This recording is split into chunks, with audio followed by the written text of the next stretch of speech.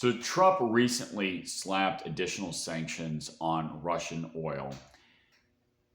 And he also, through his administration, through the NATO ambassador, promised another $2 billion in weapons to be sent to Ukraine.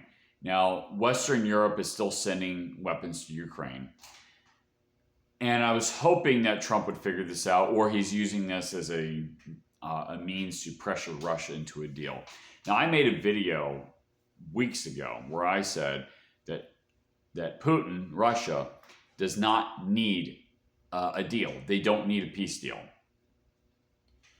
Now, war is never good for an economy. War is just terrible. It's destruction. And right now, we're seeing the destruction of Ukraine. And Russia's been hit as well. Their infrastructure has been hit by drones launched from Ukraine. But Russia does not need a peace deal, okay?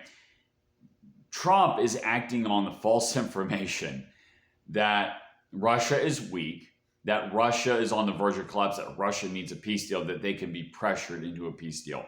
Russia, historically, first of all, never does this unless they lose a lot of manpower, which, according to my sources, I get different casualty numbers. I don't know exactly what the casualty numbers are, and we're not going to know for sure until the war is over and you can get an independent analysis on what happened.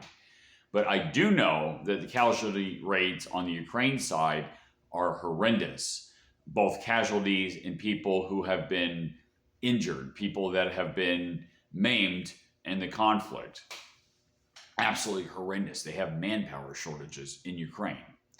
At least that's what I've been told. And these sources, by the way, are a lot more credible than the sources in the so-called mainstream media, legacy media. But, you know, for Trump and for his administration to act the way they are, and, you know, my assumption is that he thinks he can pressure Putin into a peace deal. And I don't see that happening. I've studied the situation, and quite frankly, my sources that I get on the internet are better than the sources that he has around him. He's got these neocons around him. Now, it's a mix of people. Some of them are okay, some of them not really. And Trump has had a history of being a bad judge of character. He was certainly the case in his first term. This term, he's obviously owned by Netanyahu. And probably through that, he's got these neocons, these sort of Zionist neocons, these globalists, the Zionist neocon faction of globalists that are advising him and are telling him that the Russians are weak. And it's idiotic. This is just going to get more Ukrainians killed. Ukraine is on the verge of just not being a country at all.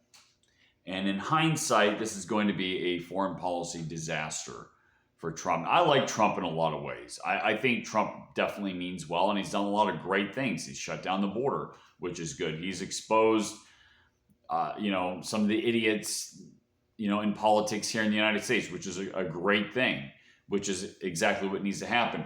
He's sending the troops in to places like Portland and Chicago, which absolutely needs to happen because you have basically an insurrection in these places, okay, despite what the mainstream legacy media claims, right? And it's great. I think overall, the Trump administration has been a positive force, and I hope will continue to be a positive force here in the United States. He's doing a lot of great things domestically, and he's doing a lot of good things geopolitically as well. But as the Ukraine situation unfolds, he promised, I'm going to end the war on day one, but he's acting on false information. He's acting on the assumption that Russia is in a weak position and that they are ready to negotiate. And that has not been the case, and it is not the case. And NATO is the one that's actually in trouble. So for them to act on the way they're acting, it's actually the Western European countries, the globalists, the EU, that's in a desperate situation politically.